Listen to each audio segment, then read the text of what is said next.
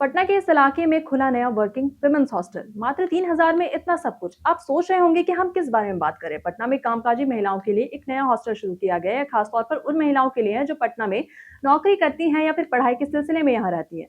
इस हॉस्टल है जो इसका नाम रखा गया है कांचा, और हॉस्टल में रहने की व्यवस्था मुफ्त है। बस भोजन के लिए यहाँ पर 3,000 रुपए प्रति माह देना होगा।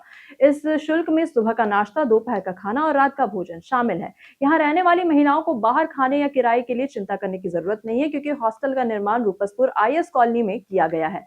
ये 4 मंजिला भवन है जिसमें कुल 16 कमरे हैं और 50 बेड की सुविधा भी उपलब्ध है। हॉस्टल का उद्देश्य कामकाजी महिलाओं को सुरक्षित, सुविधाजनक और किफायती आवास देना है। वे सुरक्षा का पूरा ध्यान रखा गया है। हॉस्टल परिसर में सीसीटीवी कैमरे लगे हैं और पूरे परिसर की निगरानी लगातार की जाती है।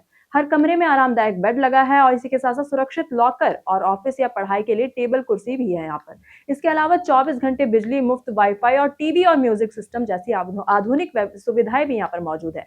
वहीं महिला स्वास्थ्य की जरूरतों को भी यहाँ पर ध्यान में रखते हुए हॉस्टल में एक सिक रूम भी बनाया गया है। अगर कोई महिला बीमार होती है तो वो वही रूम में आराम कर सकती है और जरूरत पड़ने पर डॉक्टर से सलाह भी ले सकती है। हॉस्टल में प्रत्येक मंजिल पर 2 किचन भी बनाए गए हैं ताकि महिलाओं को आसानी से खाना मिल सके। वही मनोरंजन के लिए भी यहाँ पर बहुत कुछ है, जहाँ हॉस्टल में कैरम, चेस और टीवी रूम जैसी सुविधाएं उपलब्ध हैं। इससे महिलाएं अपने खाली समय में आराम कर सकती हैं और थकान दूर कर सकती हैं।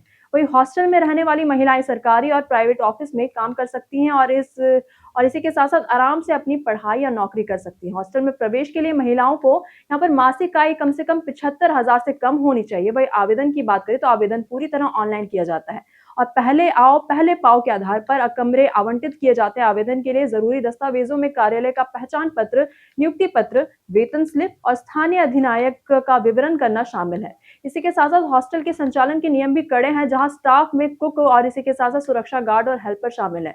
वही हॉस्टल में रहने वाली महिलाएं सुरक्षित, आरामदायक और सम्मानजनक वातावरण में रह सकती हैं। ये पहल जो है मुख्यमंत्री नारी शक्ति योजना के तहत की गई है। इसका उद्देश्य महिलाओं की आत्मनिर्भरता का उसे बढ़ाना और उन्हें सुरक्षित आवास प्रदान करना है। वही हॉस्टल की सुविधाओं की बात करें और सुरक्षा से इसे पटना की कामकाजी महिलाओं के लिए एक आदर्श विकल्प बनाती है। वही पटना में इस नए हॉस्टल के खुलने के बाद से अब महिलाएं की बिना किसी चिंता के अपने काम और पढ़ाई पर ध्यान दे सकेंगी। ये कदम पटना में महिलाओं के लिए सुविधाजनक और सुरक्षित आवास की दिशा में एक बड़ा बदलाव साबित होता है। बाकी आप क्या सोचते हैं इस पूरी खबर के बारे में? कमेंट सेक्शन में अपनी राय हमें जरूर साझा करिएगा और बिहार और पटना से जुड़ी तमाम खबरों के साथ बने रहने के लिए देखते रहें प्योर पटना। धन्यवाद।